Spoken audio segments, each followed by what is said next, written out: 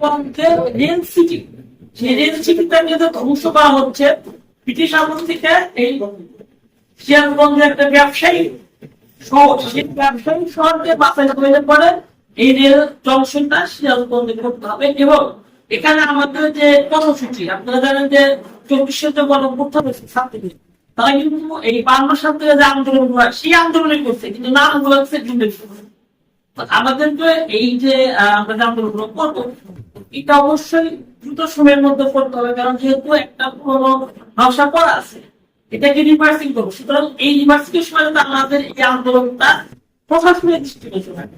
সিরাজগঞ্জের মানুষকে সম্পৃক্ত করলাম, ফেসবুকে দিলাম, রেল মন্ত্রণালয়ের প্রধানমন্ত্রী নগরে আসলো না, রেজাল্ট ছিল। সুতরাং আমাদের কিছু কর্মসূচি করতে হবে, আসলে আমাদের 7 দিন একটা প্রচার সপ্তাহ সেই লিফলেট দিয়ে আমরা এই সিরাজগঞ্জ শহরে প্রচার করি।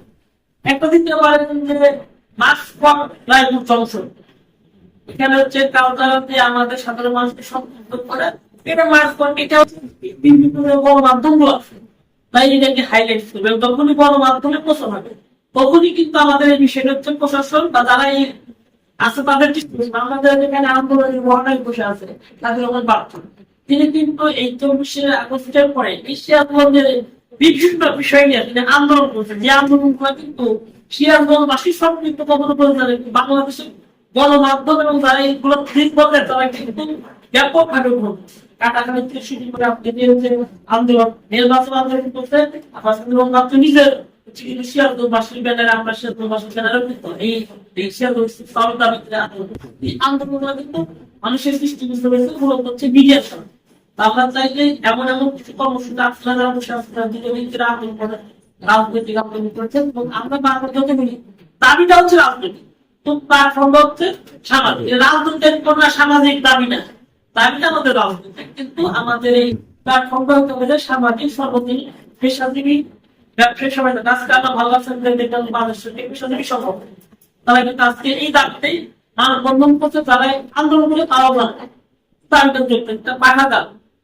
আন্দোলন করছে। আমাদের মনে হয় যে এই 7 দিন আমাদের প্রচার সপ্তাহের মধ্যে দিয়ে আমরা তারা আন্দোলন করে এখানে একটি পাওয়া না পাওয়ার বিষয় আছে। এখানে একটি মহল আছে যারা দীর্ঘদিন ধরে করতে পারি, তারা কিন্তু এই আন্দোলনে আমাদের বিপক্ষ, কারণ তারা মনে করছে সুতরাং আমরা সব একটু করে ছাত্রদের সব ছাত্রদেরকে আন্দোলন করে মানে এটাকে ঘরে বসে একটা পরিকল্পনা, সেই পরিকল্পনা আমাদের থাকতে হবে।